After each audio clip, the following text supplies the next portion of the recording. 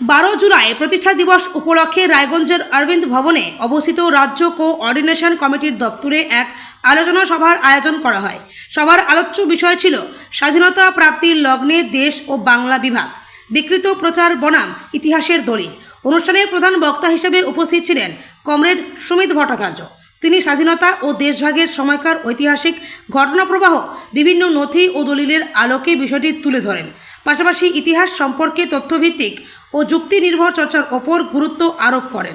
সংগঠনের পক্ষ থেকে জানানো হয়, প্রতিষ্ঠা দিবস শুধুমাত্র আনুষ্ঠানিক উদযাপনের দিন নয়, ইতিহাস, সমাজ ও গণতান্ত্রিক মূল্যবোধ নিয়ে সচেতনতা বৃদ্ধির একটি গুরুত্বপূর্ণ উপলক্ষ্য। দেশভাগ ও বাংলা বিভাগের ইতিহাস সম্পর্কে বিভ্রান্তিকর প্রচারের পরিবর্তে প্রামাণ্য দলিল ও গবেষণালব্ধ তথ্যের ভিত্তিতে ইতিহাসকে জানার আহ্বান জানানো হয়। ভবিষ্যতেও এ ধরনের আলোচনা ও সচেতনতামূলক কর্মসূচি ধারাবাহিকভাবে আয়োজন করা হবে বলেও সংগঠনের পক্ষ থেকে জানানো হয়েছে। বিমল বোস, আমি 12 জুলাই কমিটির উত্তর দিনাজপুর জেলা কমিটির কনভেনার।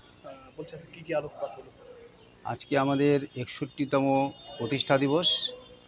এটা আমাদের জেলাতে আজকে দুটো জায়গায় আমরা এই প্রোগ্রাম করছি। আমাদের রাজ্য কনভেনার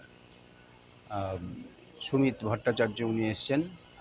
আজকে আমাদের মূল আলোচনা কোন পরিপ্রেক্ষিতে আমাদের 12 জুলাই কমিটি তৈরি হয়েছিল, বর্তমান রাজ্যের কি পরিস্থিতি, সেই সময় দাঁড়িয়ে আমাদের 12 জুলাই কমিটির অভ্যন্তরে যে গণসংগঠনগুলো রয়েছে, পেশাদারি সংগঠন, তাদের কি ভূমিকা হওয়া উচিত, এই বিষয়গুলো নিয়ে আজকে আমাদের এখানে আলোচনা হচ্ছে। 12 জুলাই কমিটির অভ্যন্তরে রাজ্য সরকারের কোষাগার থেকে যে সমস্ত কর্মচারীরা বেতন পান এবং কেন্দ্রীয় সরকারের অভ্যন্তরে যে সমস্ত সরকারি কর্মচারীরা রয়েছেন, যেমন LIC রয়েছে, ব্যাংক রয়েছে, পোস্ট অফিস রয়েছে, এই সমস্ত কর্মচারীদের নিয়ে আমাদের এই গণসংগঠন, এই প্ল্যাটফর্ম এটা তৈরি হয়েছে।